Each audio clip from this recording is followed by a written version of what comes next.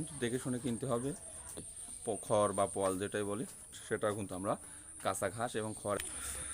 আসসালামু আলাইকুম রহমতুল্লাহ, সবাই কেমন আছেন? আশা করি সবাই ভালো আছেন। আলহামদুলিল্লাহ, আমিও ভালো আছি। তো দেখতে পাচ্ছেন যে এখন আসরের টাইম প্রায় 5টা থেকে 5:30 বাজে, এবং এখন কিন্তু তাদের দানাদার খাদ্যর সময়। তো আমি সবজি গরুকে ইনশাল্লাহ দানাদার দিয়েছিলাম। তো মাশাল্লাহ দেখেন যে আমাদের নতুন গরু হিসেবে যেটা আমি ভাবছিলাম, মাশাল্লাহ তো সেটা আল্লাহ দিলে সম্পূর্ণ হয়েছে। দেখেন যে আমার প্রত্যেকটা গোড়া, আপনারা দেখেন যে প্রত্যেকটা গোড়ার ভিতর কিন্তু আমরা এখন নতুন নতুন জন্য অল্প অল্প করে একটু দানাদার দিচ্ছি। দেখেন যে প্রত্যেকটা গরুই কিন্তু আমাদের একবারে সেটে পোটে সুন্দরভাবে খেয়ে কিন্তু ফেলেছে, এবং আলহামদুলিল্লাহ এরকম যদি খেতে থাকে তাহলে কিন্তু এইসব গরুতে আপনার প্রফিট করতে এবং লাভ করতে কোনো দ্বিধাবন্দী হবে না, এবং আপনি সহজেই লাভবান হতে পারবেন।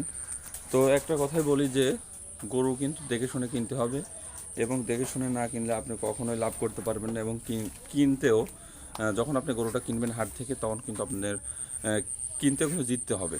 আপনি যদি কিনতেই ঠকেন তাহলে কিন্তু আপনাদের লাভ হবে না।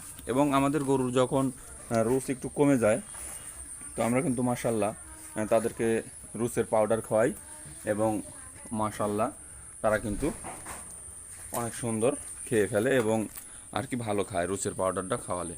তো দেখতে পাচ্ছেন যে 3টা সারির মধ্যে কিন্তু একবারে পরিষ্কার হয়ে গেছে, এবং মাশাল্লাহ তাদেরকে কিন্তু বর্তমানে এখন কাঁচা ঘাস খাওয়ানো হয় ভার্সেস তারপরে আপনার কি বলি খড় বা পোয়াল যেটাই বলি, সেটা কিন্তু আমরা কাঁচা ঘাস এবং খড় একসাথে মিশিয়ে খাওয়ানো হয়। তো মাশাল্লাহ 1 সপ্তাহের ভেতরেই দেখবেন যে আমার গরুর পরিবর্তন কতটা আসে, আপনাদের দেখাবো ইনশাল্লাহ। তো আমাদের জন্য দোয়া করবেন, এবং কত দূর কী হয় না হয় আপনাদের অবশ্যই শেয়ার করব। এবং যারা আপনারা নতুন প্রান্তিক খামারি আছেন এবং যারা নতুন নতুন গরু পালতে চাচ্ছেন, তারা অবশ্যই আমার চ্যানেলটি সাবস্ক্রাইব করবেন। তো সবাই ভালো থাকবেন এবং সুস্থ থাকবেন। আল্লাহ হাফেজ। আসসালামু আলাইকুম রহমতুল্লাহ।